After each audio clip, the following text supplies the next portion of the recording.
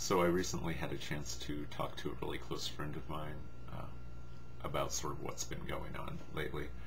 And in follow-up, I sent her an email sort of describing where I'm at in the midst of all this. Because, I mean, to come to these realizations, I think, at least for me, it has very significant personal ramifications. So my attempt in that mail was to describe to her where I'm at. So, at least for posterity's sake, I'd like to have the text of it on video, and if anyone understands what the fuck it is I'm saying, or if they have any comments, reflections, I would appreciate that too.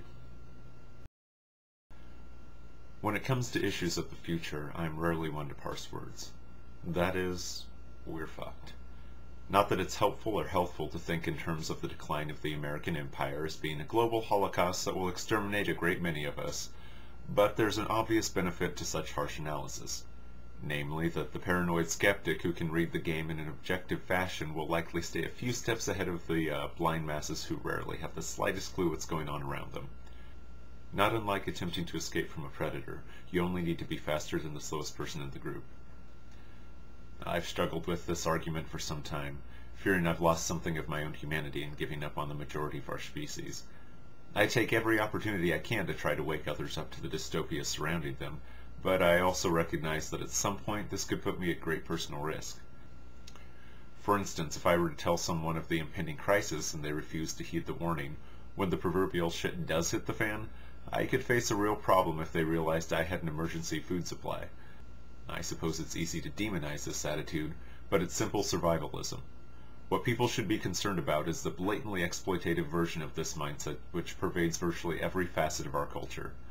But unfortunately, most of the people close their eyes to reality and presume that this corruption is not so pervasive as it really is. Surely people aren't that bad. There is no denying that evolution has no awareness or purpose for us, and demonstrably the fittest survives, albeit by whatever means necessary. If our fate was based on morality, surely humans would never have evolved from the simian lineage that has adopted a plethora of practices that could turn the strongest of stomachs into seething pits of existential loathing.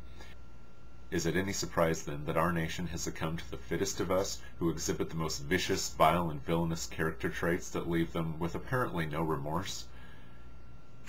It is at this point in my analysis, though, where I must consciously seize my mind and prevent myself from slipping into the warm and inviting pit of dichotomous thinking and short-sighted categorizations. Yes, it's very tempting to think of these men and women as simple monsters, cruel patrons of power structures, who will use every manner of sensory indulgence to elicit euphoric chemical orgies in our minds so as to distract us from the venom coursing through their deeper intentions. But I fear this sort of mindset is folly. Though it gives a person a terrible satisfactory feeling to identify their enemies as evil and undeserving of remorse, it is ultimately a mindset that is based on unbridled anger, and nothing more deceptively clouds one's judgment than strong emotions.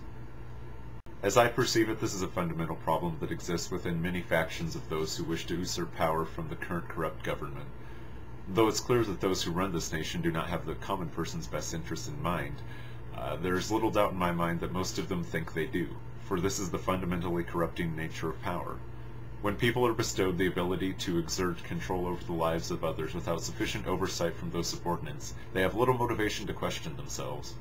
It's distressingly obvious wherever you look that few things are more democratized and unquestioned than our individual hubris.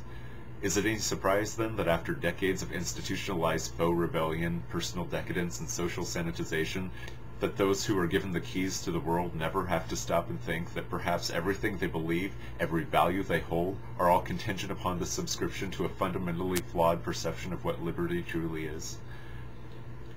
It is quite evident that not every politician is a Caligula in sheep's clothing. These are just people. However, when a populace flounders on whether or not a particular ideology is the most beneficial for them, the elite simply have no reason to question their motivation, much less contemplate the dangerous nature of being an ideologue in the first place. And then it quite quickly comes to pass that those who recognize this simple fact can merely use the naivete of the masses to launch their own visions of a perfect world to seemingly unprecedented heights. And before you know it, despotism has come to your own front door. It is for this reason primarily that I have little interest in participating in the revolution that is certain to come. I'm not interested in deposing one sick oligarchy only to create a power vacuum that will undoubtedly foment the next. Simply stated, change doesn't begin at the top.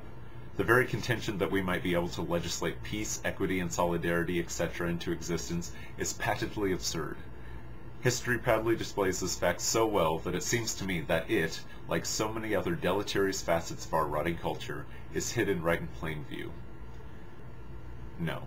If we quite seriously want to change, if we actually mean what we say when we spout utopian platitudes, then we must recognize that change begins with the individual.